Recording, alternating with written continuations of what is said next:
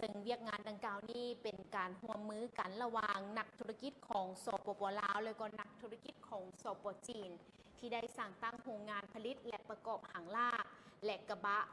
ตู้รถบรรทุกทุกชนิดซึ่งในท้ายอาทิตย์ที่ผ่านมาอยู่ที่ทางบ้านแจ้งสว่างเมืองนาไซทองนครหลวงเวียงจันทน์ได้รับเกียรติเข้าร่วมจากทานคำไหลศรีประเสริฐกรรมการศูนย์กลางพรรคห้องเลขาคณะพรรคห้องประธานคณะกวดกาศูนย์กลางพรรคห้องประธานองค์การกวดกาแห่งรัฐโดยมีทานปริญญาเอกบุญเพ็งศรีบุญเฮืองหัวหน้ากรมอุตสาหกรรมปรุงแต่งกระทรวงอุตสาหกรรมและการค้าทานสาครพิลางามประธานสมาคมผู้ขนส่งและจัดส่งสินค้าระหว่างประเทศของสปป.ลาวพร้อมด้วยแขกกิตติมศักดิ์จากทางภาครัฐและก็เอกชนเข้าร่วมด้วยกันในพิธีดังกล่าวทานศรีสวรรค์มายงเซินประธานกลุ่มบริษัทหุงอรุณได้กล่าวว่าโรงงานสร้างมงคุณบ่ได้ถูกสร้างขึ้นเพื่อตอบสนองความต้องการของตลาดเพียงเท่านั้นแต่ยังได้ถูกสร้างตั้งขึ้นด้วยวิสัยทัศน์อันยาวไกลเพื่อเป็นส่วนหนึ่งในการสร้างมูลค่าเพิ่มให้แก่การผลิตและก็เป็นให้แก่ผลิตภัณฑ์ภายในตามแนวทางการหันเปลี่ยนเศรษฐกิจของทั้งรัฐบาลการผลิตหางลากที่มีคุณภาพสูงด้วยเครื่องจักรที่ทันสมัยแม่นการยั่งยืนถึงความมุ่งมั่นของพวกเขาต่อคุณภาพสากลนั่นเองซึ่งมาในโอกาสสำคัญนี้นะท่านผู้ชมทานปริญญาเอกบุญเพ็งศรีบุญเฮืองหัวหน้ากรมอุตสาหกรรมปรุงแต่งก็ได้ให้เกียรติขึ้นกล่าวคำเห็นและประกาศเปิดงานอย่างเป็นทางการซึ่งทานก็ได้กล่าวว่าการเปิดโรงงานสร้างมงคุณแม้นการจัดตั้งปฏิบัติตัวจริงในการสุกยูแขนงอุตสาหกรรมปรุงแต่งของประเทศเฮาเป็นบาดเก้าที่สำคัญในการลดผ่อนการนำเข้าสร้างเวียกเหตุงานทำที่มีคุณภาพและเหตุให้ผลิตภัณฑ์ของพวกเขามีมาตรฐานสากลเพื่อก้าวไปสู่การพัฒนาเศรษฐกิจแบบยืนยงนั่นเองและถือได้ว่าเพิ่นก็ได้เปิดขึ้นอย่างเป็นทางการสำหรับแห่งทำอิฐของประเทศลาวนั่นก็คือโรงงานผลิตหางลากที่จะเป็นท่าแห่งสำคัญในการยกระดับในเรื่องของอุตสาหกรรมปรุงแต่งตามแนวทางของทั้งรัฐบาลและนี่ก็ถือได้ว่าเป็นภาพบรรยากาศของมื้อที่เปิดงานอย่างเป็นทางการซึ่งพวกเขาในมื้อวันที่26ตุลา2025นี้คุ้มสะพายโพไซต้อนรับขบวนแห่กองมหากฐินจากคณะเจ้าภาพเจ้าศรัทธาซึ่งว่าน้ำโดยครอบครัวแม่ใหญ่คำพรสาภักดีพร้อมด้วยลูกหลานญาติพี่น้องที่ว่ามีจิตใจใส่ศรัทธานำพุทธศาสนาสั่งตั้งกองมหากฐินขึ้น1กองแล้วนำมาทอดถวายให้แก่คณะสงฆ์อยู่ที่วัดธงโพไซคุ้มสะพายโพไซที่ขึ้นกับบ้านไงสะพายเมืองสนะสมบูรณ์แขวงจำปาสักภายในงานบุญมหากฐินในครั้งนี้ก็ได้มีขบวนแห่กองมหากฐินแต่เฮือนของเจ้าภาพเจ้าศรัทธานั่นก็คือบ้านคันแยงเมืองพลทองแขวงจำปาสักแล้วมาอยู่ที่วัดธงโพไซแล้วร่วมกันทำบุญถวายปัจจัยถวายภัตตาอาหารเครื่องกินของทานและถวายกองผ้ามหากฐินพร้อมทั้งปัจจัยที่ได้มาจากการเฮ็ดบุญนำเจ้าภาพเจ้าศรัทธาและออกตนญาติโยมทั้งหลายให้แก่พระสงฆ์ตามพิธีทางศาสนาภายในก็ได้มีการเข้าร่วมพิธีนั่นก็คือพระอาจารย์บัวแก้ววงศากรรมการบริหารงานองค์การพุทธศาสนาสัมพันธ์แขวงจำปาสักรองประธานองค์การพุทธศาสนาสัมพันธ์ลาวเมืองสนะสมบูรณ์ประธานองค์การพุทธศาสนาสัมพันธ์ลาวเขตสงฆ์สะพายพระอาจารย์คำมันธนบัตร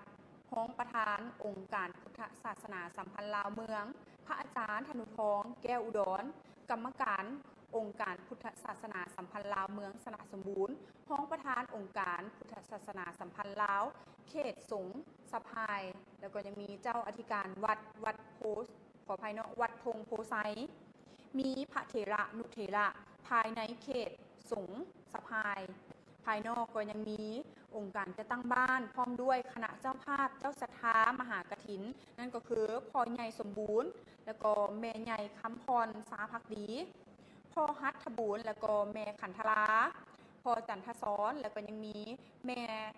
จันทะอุดรพร้อมด้วยลูกหลานญาติพี่น้องพร้อมนี้ก็ยังมีพ่อแม่ประชาชนผู้ที่ว่ามีจิตใจใส่ศรัทธาเลื่อมใสในพุทธศาสนาเข้าร่วมเป็นเจ้าภาพเจ้าศรัทธาจำนวนหลวงหลาย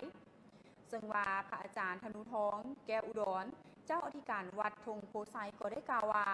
การจัดงานบุญกองมหากฐินในครั้งนี้ ก็เพื่อส่งเสริมฮิตของประเพณีทางด้านวัฒนธรรมที่เคยสืบสานกันมาและก็เป็นอีกหนึ่งประการนั่นก็คือเป็นการปกปักรักษาประเพณีและเพื่อเป็นการสมทบทุนเข้าในการปรับปรุงระบบพื้นฐานโครงสร้างของบ้านและการปฏิสังขรณ์วัดวาอารามให้มีความยืนยงและนอกจากนี้ก็ยังเป็นศูนย์รวมทางด้านจิตใจให้แก่ผู้ที่ว่าใจบุญทั้งหลายนั่นเองคุณผู้ชมอันนี้ก็ได้ว่าเป็นอีกหนึ่งบุญใหญ่เนาะของเมืองสนะสมบูรณ์แขวงจำปาสักนั่นเองท่านผู้ชมและตอนนี้ก็ต้องขอบใจในครั้งวันที่24และวันที่25ตุลาที่ผ่านมานี้อยู่ที่ห้องประชุมใหญ่ห้องหมอมิตรภาพนครหลวงเวียงจันทน์โดยให้เกียรติเข้าร่วมเป็นประธานของทานนางอาภรณ์วิสาเทพรองรัฐมนตรีกระทรวงสาธารณสุขพร้อมกับทานศาสตราจารย์ดร.ปอนเมฆดาลาลอยประธานสภาคุ้มครองวิชาชีพสาธารณสุขและทานดร.หวังนครดิตตพงศ์ประธานสมาคมแพทย์ฉุกเฉินลาวพร้อมด้วยผู้เข้าร่วมจากทางอธิการบดีคณะบดีหัวหน้ากรมผู้อำนวยการห้องหมอศูนย์กลางและก็อาจารย์เซียวซานจากภายในและต่างประเทศทานหมอพยาบาลฉุกเฉินทั่วประเทศจำนวน250กว่าทานก็ได้เข้าร่วมน้ำกันซึ่งในนี้ได้อิงใส่แผนพัฒนาสาธารณสุข5ปีครั้งที่9เพื่อให้บรรลุตาม UHC 2025และ SDG 2030เพื่อประชาชนมีสุขภาพดีการบริการสุขภาพทั่วถึงและมีคุณภาพโดยเฉพาะแมนนโยบาย5ดี1พอใจในด้านการบริการแพทย์ฉุกเฉินแม่นเป็นเวียกงานหนึ่งที่สำคัญของแขนงสาธารณสุขกระทรวงสาธารณสุขถือสำคัญในเวียกงานบริการการว่องไวและมีคุณภาพโดยเฉพาะเวียกงานการแพทย์ฉุกเฉินสมาคมแพทย์ฉุกเฉินลาวได้รับการสั่งตั้งขึ้นในครั้งวันที่9ตุลาของปี 2019 เพื่อเต้าโฮมบรรดาบุคลากรการแพทย์ฉุกเฉินทางด้านวิชาการและการบริการส่งเสริมให้มีความทันสมัยนักแน่นทางด้านวิชาการเป็นศูนย์กลางในการฝึกอบรมในขั้นต่างๆค้นคว้าวิทยาศาสตร์และเป็นตัวแทนในการพัวพันหัวมือกับสากลซึ่งมาในระยะที่ผ่านมาทางกระทรวงสาธารณสุขมหาวิทยาลัยวิทยาศาสตร์สุขภาพภาควิชาวางยาสลบฟื้นฟูชีพและการแพทย์ฉุกเฉินโดยเฉพาะก็คือแขนงการแพทย์ฉุกเฉินได้จัดตั้งปฏิบัติหลายหน้าที่เวียกงานที่สำคัญและมีหลายอย่างที่พ้นเด่นอย่างเช่นเวียกงานการแพทย์ฉุกเฉินนอกห้องหมอสร้างบุคลากรการช่วยเหลือคนเจ็บขั้นต้นฝึกอบรมการช่วยเหลือคนเจ็บกระทบ PTC ให้โรงหมอท้องถิ่นในทั่วประเทศและก็เวียกงานการแพทย์ฉุกเฉินในห้องหมอสร้างเซียวซานแพทย์ฉุกเฉินประจำห้องหมอศูนย์กลางและแขวงเวียกงานคุ้มครองภัยพิบัติสร้างทีมแพทย์ฉุกเฉินเกี่ยมพร้อมตอบโต้ภัยพิบัติ EMT และเวียกงาน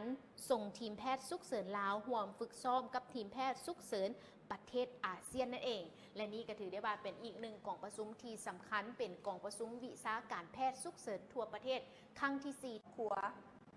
ซึ่งว่าโครงการส่งเสริมการเลี้ยงไก่บริษัท CP ลาวจำกัดก็ได้มีการนำเอาไก่น้อยมามอบให้แขวงไซสมบูรณ์เมื่อบรุณที่ผ่านมานี้อยู่ที่ห้องว่าการแขวงไซสมบูรณ์ตั้งหน้ามอบโดยทานวิธานซุมมะผู้บริหารฝ่ายขายอาหารสัตว์และพันธุ์สัตว์บริษัท CP ลาวจำกัดและตั้งหน้ากล่าวหับโดยทานสุขสวัสดิ์วงภูมิเล็กรองเจ้าแขวงไซสมบูรณ์มีภาคส่วนที่เกี่ยวข้องของแขวงพร้อมด้วยทีมงานจากบริษัท CP ลาวจำกัดเข้าร่วมซึ่งว่าทานวิธานซุมมะก็ได้กล่าวว่าจำนวนไก่น้อยที่ทางโครงการส่งเสริมการเลี้ยงไก่บริษัท CP ลาวจำกัดนำมามอบให้กับแขวงไซสมบูรณ์ในครั้งนี้มีทั้งหมดมีทั้งหมด10,000 โตและก็ยังได้มีหัวอาหารสำเร็จรูปรวมมูลค่า20 ล้านกีบเพื่อให้แขวงนำไปมอบต่อให้ประชาชนเลี้ยงเพื่อเป็นการสร้างเวียกเหตุงานทำให้ประชาชนทั้งค้ำประกันเสบียงอาหารให้แก่ครอบครัวและก้าวไปถึงการเลี้ยงให้กลายเป็นสินค้าสร้างรายรับเข้าในครอบครัวเพื่อเฮ็ดให้เศรษฐกิจครอบครัวนั้นเข้มแข็งดีขึ้นกว่าเก่าและยังเป็นการส่งเสริมการเลี้ยงสัตว์ปีกอยู่ที่แขวงไซสมบูรณ์ให้หลายขึ้นตื่มอีกและโอกาสดังกล่าวนี้ทานสุขสวัสดิ์วงภูมิเล็กก็ได้กล่าวแสดงความขอบใจมายังโครงการส่งเสริมการเลี้ยงไก่บริษัท CP ลาวจำกัดที่มีความเป็นห่วงเป็นใยและก็ได้นำเอาไก่น้อยมามอบให้แก่แขวงไซสมบูรณ์ในครั้งนี้ ซึ่งว่าเป็นการประกอบส่วนอันสำคัญเข้าในการสร้างสรรค์พัฒนาแขวงก็คือการพัฒนาชีวิตการเป็นอยู่ของประชาชน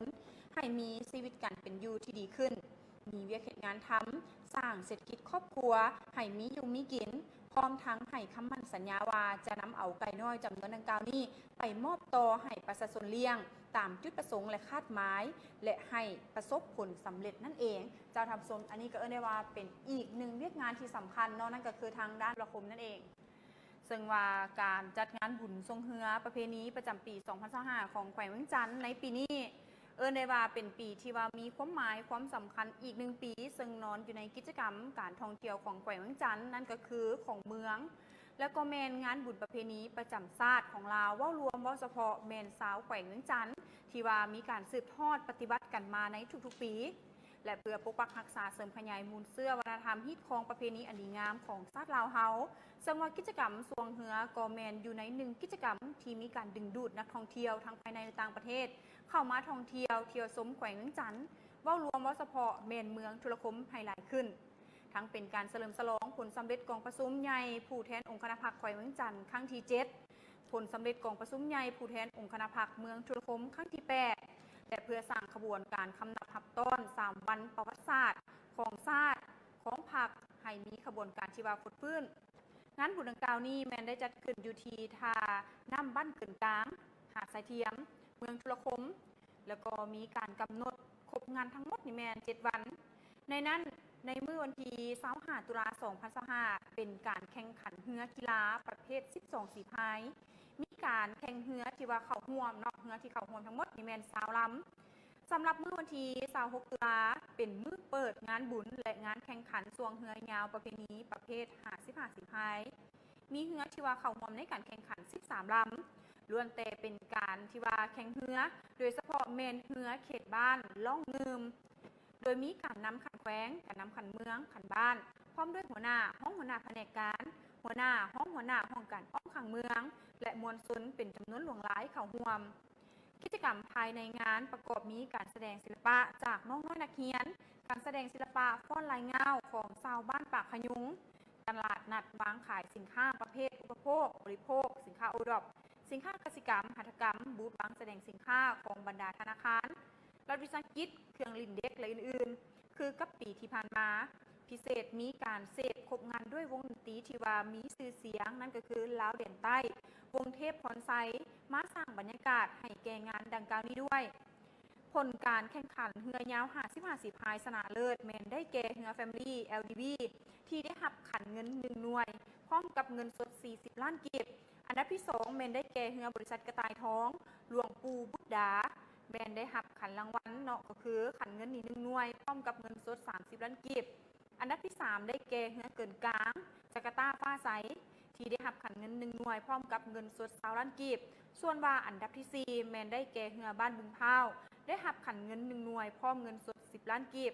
และสำหรับผลการแข่งขันเรือกีฬาประเภท12 สีพายในมื้อวันที่25อันดับที่1แมนได้แก่เรือแฟมิลี่1ได้รับเงินสด25 ล้านกีบพร้อมกับขันเงิน1 หน่วยอันดับที่2แมนได้แก่เรือจำป่าเรือสวงเรือแพเมืองฟ้าได้รับเงินสดนี่แมน20 ล้านกีบพร้อมกับขันเงิน1 หน่วยส่วนว่าอันดับที่3แมนได้แก่เรือแฟมิลี่2ได้รับเงินสด15 ล้านกีบพร้อมขันเงิน1 หน่วย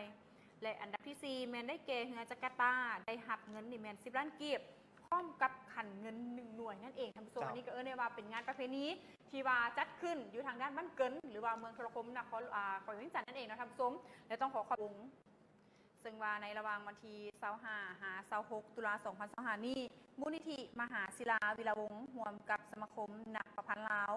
และสมาคมส่งเสริมการอนุรักษ์ศิลปวรรณคดีก็ได้จัดพิธีเฉลิมฉลองครบรอบ120 ปี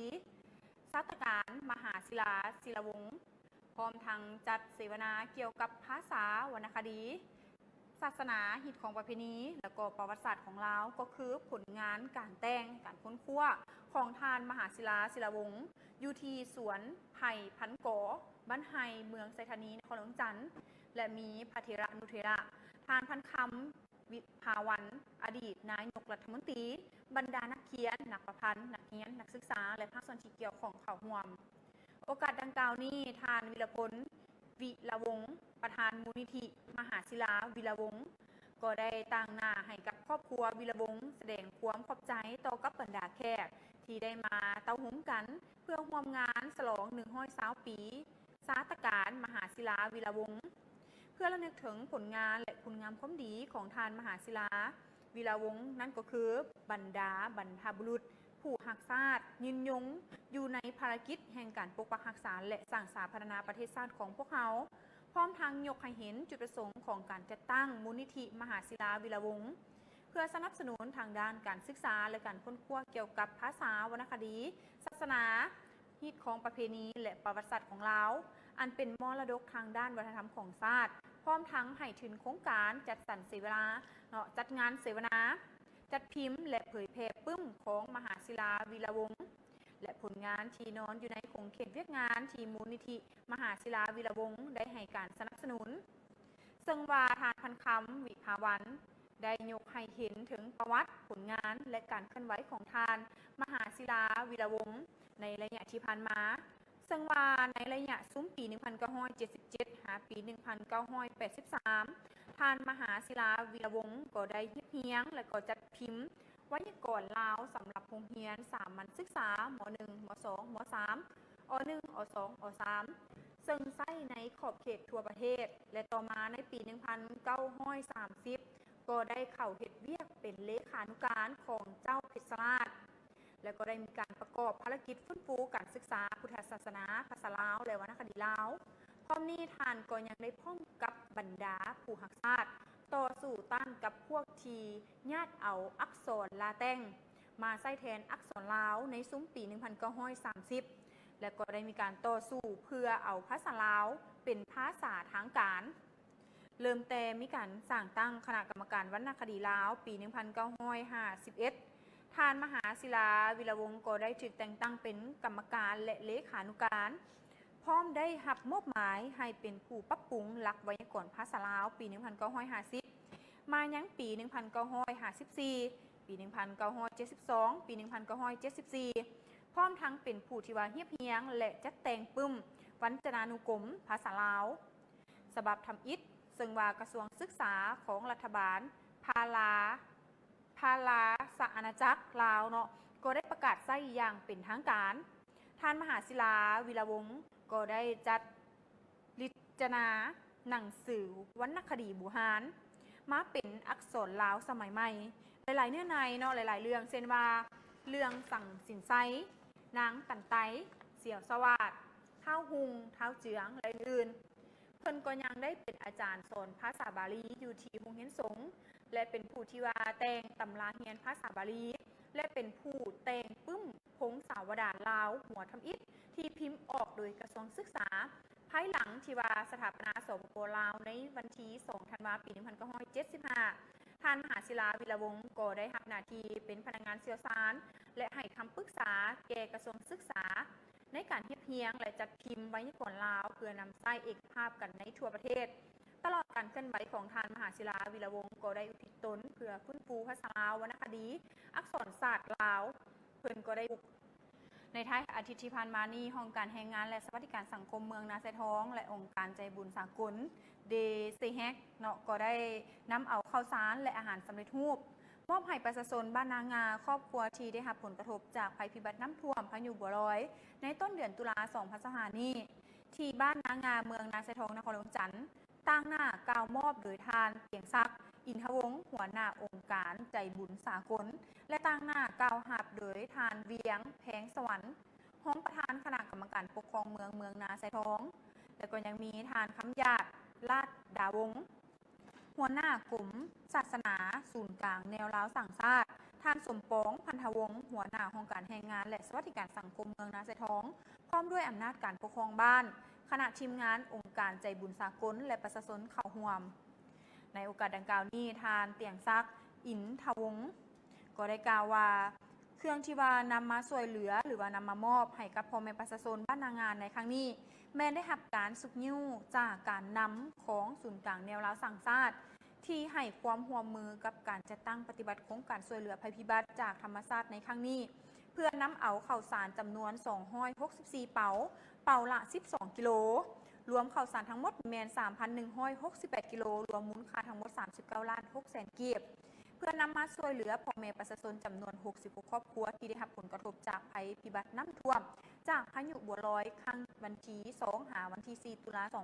2025และเฉพาะปี 2025นี้องค์การ DIC ก็ได้สนองข้าวสารเหนียวจำนวน300 ต้น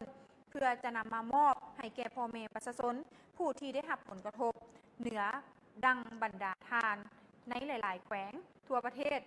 ในนั้นองค์การ DIC ก็ได้ร่วมมือกับศูนย์กลางแนวลาวสั่งชาติได้จัดตั้งปฏิบัติโครงการดังกล่าวและสำหรับห้องการแรงงานและสวัสดิการสังคมเมืองนาไซท้องก็ได้มีเครื่องช่วยจำนวนหนึ่งน้ำดื่มมีปากกระป๋องมอบให้ประชาชนบ้านนางาในท้ายพิธี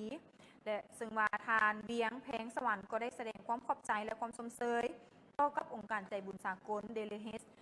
ซึ่งว่าที่ได้มีการมามอบเครื่องช่วยเหลือในครั้งนี้หวังว่าจะได้รับการช่วยเหลือจากบรรดาทานเพิ่มเติมในโอกาสหน้านั่นเองเนาะอันนี้ก็พิธีมอบถวายผ้าไตรหรือว่าถวายผ้าไตรปีดกลาวให้กับองค์การพุทธศาสนาสัมพันธ์ลาวทั้งแขวงไซสมบูรณ์ได้มีการจัดขึ้นในตอนบ่ายของวันที่25ตุลา2025ที่ผ่านมาอยู่ที่ทั้งวัดภูเงินเมืองอนุวงศ์ธรรมสมเนาะหรือว่าที่ทั้งวัดภูเงินอนุสัญญารามบ้านภูหัวสร้างนั่นเองโดยการเป็นเกียรติให้เจ้าภาพเจ้าศรัทธามอบถวายของบริษัทไฟฟ้าน้ำมือ3 Power จำกัดผู้เดียวและกับครอบครัวทั้งทานวิไลศักดิ์ธรรมวงศาครอบครัวทั้งทานสุพันธ์หลวงราชนอกจากนี้ยังมีภาคส่วนต่างๆเข้าร่วมงานพร้อมเพรียงต่างหน้าก้าวฮับโดยทั้งอาจารย์สมพันธ์อ่อนดวงพระจันทร์เจ้าอธิการวัดภูเงินอนุสัญญารามพร้อมโดยทั้งคณะสงฆ์ภายในวัดตลอดทอดภาคส่วนเกี่ยวของแกงออกตุนญาติโยมและผู้ที่มีจิตใจเลื่อมใสศรัทธาในพุทธศาสนาเข้าร่วมเป็นสักขีพยานสำหรับพระไตรปิฎกที่ทำมามอบถวายให้กับองค์การพุทธศาสนาสัมพันธ์ลาวแขวงไซสมบูรณ์ในครั้งนี้รวมทั้งหมดมี45เล่มพร้อมทั้งนำเอาเครื่องอุปโภคบริโภคในเครื่องการเรียนการสอนจำนวนหนึ่งมาถวายให้ตื่มอีกรวมมูลค่าทั้งหมด45ล้านกีบทางนี้ก็เพื่อเป็นการส่งเสริมทางด้านการศึกษาทางธรรมวินัยของพระสงฆ์สามเณรก็คือการสนับสนุนเครื่องมือที่สำคัญโดยเฉพาะในการศึกษาธรรมให้กับองค์การพุทธศาสนาสัมพันธ์ลาวแขวงไซสมบูรณ์เพื่อทนุบำรุงพุทธศาสนาวัดว่าอาหารให้มีความมั่นคงทางด้านหลักคำสอนของพระพุทธเจ้าเน้นใส่ในการปกปักรักษาพุทธศาสนาให้ยืนยงและเคียงคู่กับพวกเราชาวพุทธก็คือทางแขวงไซสมบูรณ์ส่วนกระนานอีกอย่างก็เพื่อเป็นการแสดงถึงความเลื่อมใสอันแห่งกล้าในพุทธศาสนาของอุบาสิกาซึ่งงามใดก็มีความเป็นห่วงเป็นใยต่อพุทธศาสนาและอุปถัมภ์ข้ามสู้ตลอดมาเพื่อเป็นการยึดเหนี่ยวจิตใจเป็นบนฝึกฝนละล้อมในการมีบทอบรมอาลีใน100%นั่นเองยิงตามการตกลงของทานเจ้าแขวงสำหรับเลขที่300ทับจขอปลงวันที่28มีนา2024และสัญญาหับเหมาก่อสร้างสำหรับเลขที่011ทับยทขจำอปลงวันที่1เมษายน2024พื้นฐานโครงรางก่อสร้างทางปู่ยาง2สั้นทางหลวงแห่งชาติเลขที่ 18A ระยะ2สัญญาที่2นั่นก็คือสัญญา2ช่วงกมที่87+00หา90+00แม่นบริษัททำเหมาก่อสร้างโดยบริษัทราชวงศ์พัฒนาจำกัดผู้เดียวในเมื่อวันที่24ตุลา2025นี้ทานพมมาบุญละวงศ์ตั้งหน้าบริษัททับเหมาโครงการก่อสร้างทางปู่ยาง2สั้นทางหลวงแห่งชาติ 18A ระยะ2ได้ให้สัมภาษณ์ต่อกับสื่อมวลชนว่าโครงการก่อสร้างทางปู่ยาง2สั้นทางหลวงแห่งชาติเลขที่ 18A ระยะ2ช่วงกิโลเมตรที่84+000หา90+000สัญญาที่2ในนั้นการก่อสร้างประกอบมีจุดก่อสร้างทอกลม3จุดเส้นทางดังกล่าวเป็นเส้นทางที่ปู่ยาง2สั้นปัจจุบันการก่อสร้างสำเร็จเรียบร้อยแล้วการลงกฎกาสวงหับประกันแมน10ส่วนห้อยในครั้งวันที่24เดือน10 2025นี้เป็นการกฎกาเพื่อมอบหับโครงการถาวรให้กับเจ้าของโครงการเป็นผู้ปกปักรักษาต่อบริษัททีวามดภารานาทีในการคุ้มครองตามเงื่อนไขสัญญาโครงการดังกล่าวโครงการก่อสร้างทั้งปู่ยาง2สั้นทางหลวงแห่งชาติเลขที่ 18A และระยะ2บริษัทราชวงศ์พัฒนาจำกัดผู้เดียวมีลวงยาวนี่ทั้งหมดก็คือ3กิโลเมตรหน้าทางกว้าง7เมตรประกอบด้วยบาทางเบื้องหลัง1เมตรมูลค่าการก่อสร้างรวมทั้งหมด 5.3 ตื้อกว่ากีบ ซึ่งว่าได้มีการจัดตั้งปฏิบัตินับตั้งแต่วันที่1เมษายน2024ตกมาฮอดวันที่7กรกฎาคม2024โครงการแมนได้สำเร็จอย่างสมบูรณ์และช่วงระยะค้ำประกันสัญญาแมน1 ปีเห็นได้ว่าเส้นทางดังกล่าวนั้นแมนอยู่ในสภาพดีปกติจะทับสมนี้ก็ได้ว่าเป็นอีกหนึ่งเวียกงานที่สำคัญของทางด้านแขวงอัตปือ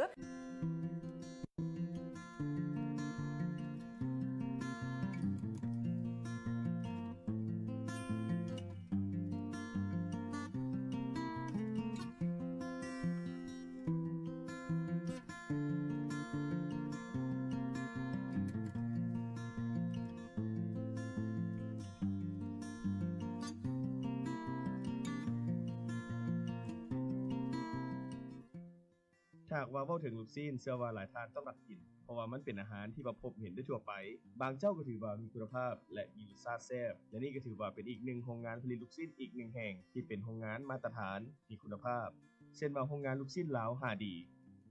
โรงงานผลิตลูกซีนลาว5ดีตั้งอยู่ที่บ้านดุงเมืองไชเชษฐานครหลวงวิจันทร์ท่านปริญญาเอกนางพินแสงจันทร์งาคำเจ้าของโรงงานลูกซีนลาว5ดีได้ให้สัมภาษณ์ว่าโรงงานลูกซีนลาว5ดีสร้างขึ้นมาในปี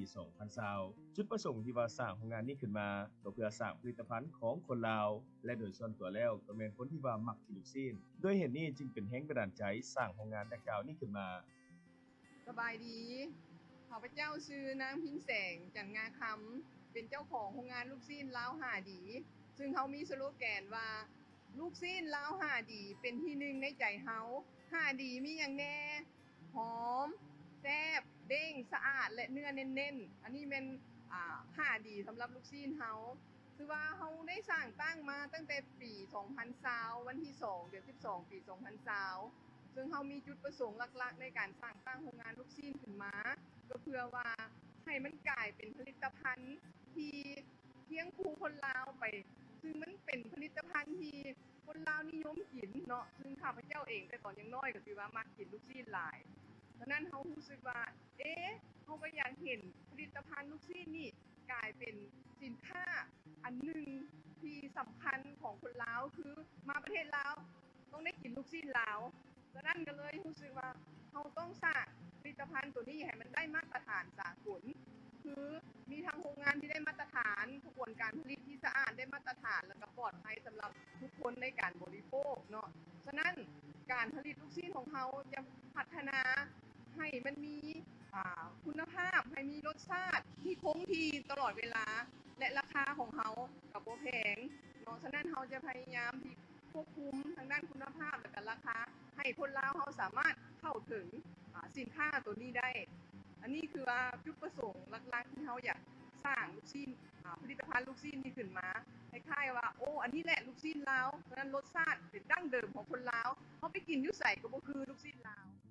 ผลิตภัณฑ์ของโรงงานแมนมีลูกซีนทั้งหมด4ขนาดเช่นว่าลูกน้อยเหมาะสำหรับใส่น้ำแกงน้ำข้าวปุ้นหรือว่าเฮือนบุญต่างๆลูกกลางเหมาะสำหรับเอาไปทอดขายใส่เฝอขนาดพอดีคำลูกเฝอนี่เหมาะสำหรับใส่เฝอใส่ข้าวเปียกข้าวซอยหรือว่าปิ้งกินพอดีคำส่วนว่าลูกใหญ่หรือว่าลูกจัมโบ้แมนเหมาะสำหรับใส่ตำส้มหรือว่าเฮ็ดยำแบบต่างๆการที่ลูกชิ้นเฮาหอมมันอยู่ขึ้นต้นโดยกันในสโลแกนของเฮาเลยเนาะว่าลูกชิ้นเฮาหอม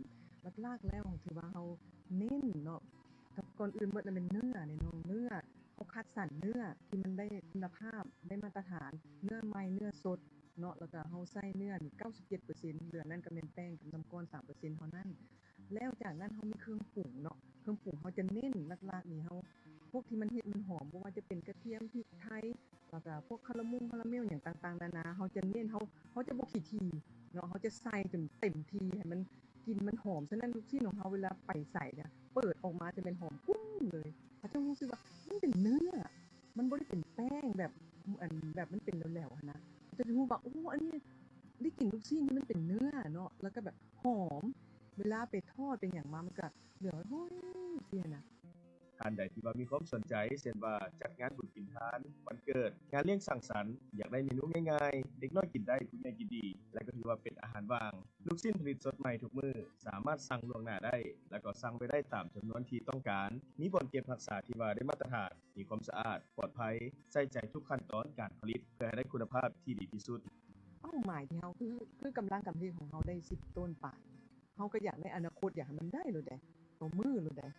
ในอนาคตเฮา เขาจะขยายตลาดบ่เฉพาะเป็นนครหลวงขยายไปทั่วประเทศตามแขวงได้4-5แขวงว่าเขาสิพยายามขยายไปกว่านั้นอีกให้มันทั่วเลยเขาจะไปตีตลาดทางใต้เนาะทางใต้ เป็นไปได้บ่ที่เฮาอยากไปตลาดต่างประเทศโดยเฉพาะเวียดนามหรือจีนที่สองประเทศนี้เขาก็กินลูกชิ้นหรือว่าเป็นหลักอยู่กัน เขามีความสนใจอยู่ได้อย่างบ่เฉพาะแต่เวียดนามจีนเนาะกัมพูเชียแม้กระทั่งประเทศเพื่อนบ้านเฮาไทยเพิ่นมายามเนี่ยเพิ่นมาเที่ยวนี่นะเพิ่นมันได้มาซื้อลูกชิ้นเฮานี่นะเพิ่นกลับมาซื้อข้ามไปกินอยู่บ้านเพิ่นผู้ใดลูกชิ้นเฮานี่นะฉะนั้นในอนาคตถ้าเฮามีความสามารถได้มาตรฐานที่เฮาเอาตอนนี้นี่เฮากำลังเอาเฮาสมัครเอาอย.เพิ่นกำลังสิออกในทิศนี้ทิศหน้านี่แหละอย.เฮาแล้วเฮาสิขอมาตรฐานสากล ISO หยังขึ้นไปแล้วเฮาก็ส่งต่างประเทศได้ในอนาคตอันนี้เป้าหมายของเฮา ในส่วนของวัตถุดิบโดยเฉพาะเนื้อนี่คือได้ยินที่ว่าได้มาจาก CP บ่ครับ แม่นหลักๆแม่นเฮาเอามาจาก CP ถือว่าเพิ่นสนองพวกวัตถุดิบให้เฮาถือว่าสุดๆเลยได้เพิ่นเอาออกมาจากฟาร์มเพิ่นแล้วเพิ่นก็เป็นนกแซ่เข้าส่งฟรีซแล้วขนมาให้เฮาเลยก็แต่ว่าส่วนใหญ่ก็แม่นยังเอามาจากประเทศเพื่อนบ้านเฮาอยู่เนาะแต่ว่าก็ส่วนหนึ่งก็มีอยู่นี่อยู่ลาวเฮานี่ ถือว่าเป็นการส่งเสริมให้ได้เฮาเป็นนำ เป็นการส่งเสริมให้นายเพราะว่าเฮาปิ่นอ้อมดิข้างห้อง supply chain เฮาก้าวก็อยากให้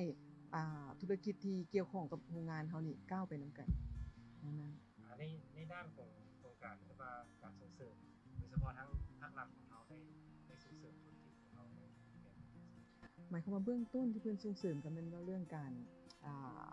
ลงทะเบียนการจดทะเบียนอย่างต่างๆนานาเอกสารนั่นนี่ที่ว่าเพิ่นอำนวยความสะดวกส่งเสริมเฮาเป็นอย่างดี ให้ความร่วมมือแล้วก็แนะนำเฮาจังซั่นนั่นนี่ขั้นตอนนั้นนี่ถือว่าอันนี้ถือว่าบ่มีปัญหาหยังเลยเพิ่นให้ความร่วมมือหลาย แล้วหลังจากนั้นเฮาก็ได้รับทุนเนาะเพิ่นมีโครงการส่งเสริม SME จากรัฐบาลโดยที่เป็นกระทรวงอุตสาหกรรมและการค้าหรือเฉพาะเป็นกลุ่มส่งเสริม SME เพิ่นมีโครงการนี้ขึ้นมาเนาะแล้วเฮาก็ถือว่าไปประสานพัวพันเนาะว่ามันเฮามีความเป็นไปได้ในการที่จะเข้าถึงแหล่งทุนนี้บ่ฉะนั้นเฮาก็ได้ความอย่างกรุณาจากธนาคาร LDB ที่เพิ่นให้ความช่วยเหลือในการที่ว่าให้เฮาสามารถเข้าถึงทุนนี้ได้ฉะนั้นเฮาก็ขอบอกขอบใจมาทาง2หน่วยงานทางภาครัฐเนาะกระทรวงอุตสาหกรรมและการค้ากรมส่งเสริม SME และธนาคาร LDB ที่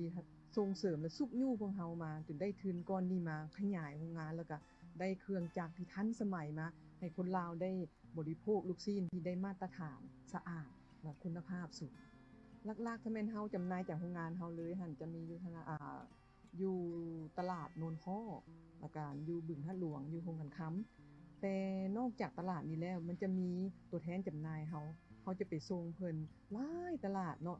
ส่วนมนตลาดพนต้องสว่างแล้วก็แถวทางอนถือว่าตลาดสดในนครหลวงนี่ถือว่าจะเป็นลูกชิ้นถุงเขียวเกือบหมดละเนาะฉะนั้นเฮาตีตลาดได้ไวแล้วก็กว้างขวางนอกจากนั้นนครหลวงแล้วยังมีต่างแขวงอย่างที่เคยได้เว้ามาเบื้องต้นว่าที่5แขวงละเนาะเดี๋ยวนี้เฮามี18แขวงเนาะที่พยายามสู่ซนให้มันได้ทั่วถึงหมดให้คนลาวได้บริโภคลูกชิ้นลาวหาดี พิเศษโรงงานยังหับลงบูธในงานบุญต่างๆ พร้อมทั้งบริการถึงที่อีกด้วย ท่านใดที่ว่าสนใจสามารถติดต่อได้ที่หมายเลขโทรศัพท์ 020 5959 0755